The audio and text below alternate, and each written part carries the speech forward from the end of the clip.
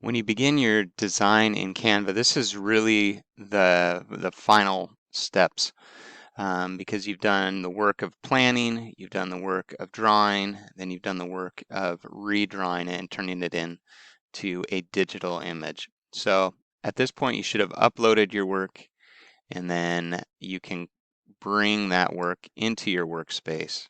It doesn't really matter which format you want to use. I'm just using the Instagram format, which is square format. And I'm going to adjust the composition just a little bit, excuse me, so that the balance is more of an asymmetrical balance from top to bottom, so that it's maybe on the top third of my work.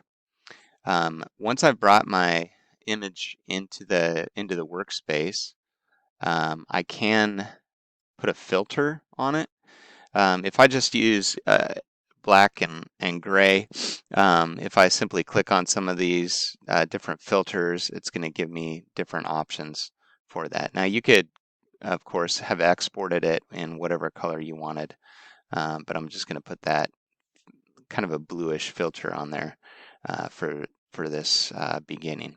Then what I'm going to do is put a background, and I'd like to have some sort of solid bluish background. I'm kind of sticking with the Saxon colors, and I might go and just see if I can find my own.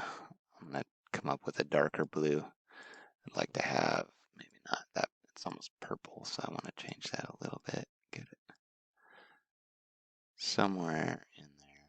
And then when I do, I realize that um, the the hands together aren't really working very well with that. So I'm going to just take that out. So leave it with the grayscale. And then from there, if I want to add some elements, I can certainly do that. I always like using a circle. It just is a great element to add. It's easy. I can change the position of it by going backward. Now this is pretty much the same gray, so I'm going to need to change that color as well. I might start out with that color and then maybe make it just a little bit lighter.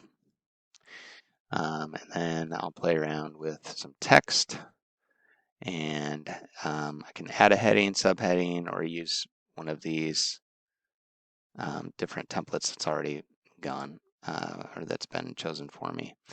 And for mine, I'd like it to say always, and actually, you know what? This is a bold statement, so I want it to be caps. Always a Saxon. And I'll move that down in here. Maybe change the color to just be white. Make that a little bit larger.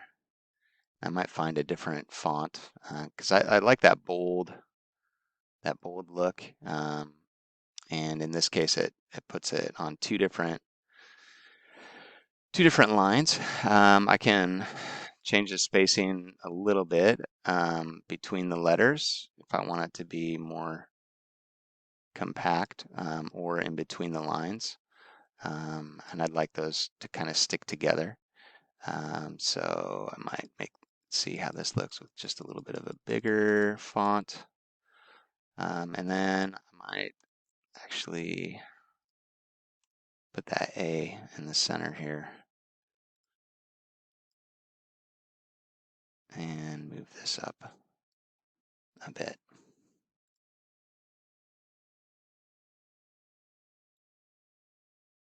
And I'll keep playing with this and adding as I go. I might want to do some other things in the background, but this is a pretty straightforward, pretty straightforward design.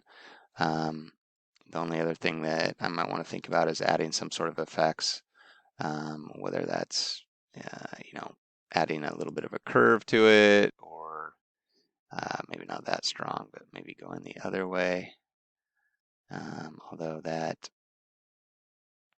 has its limitations too. So I'll keep playing until I'm happy with how it ends up, and um, I'm pleased with the end result.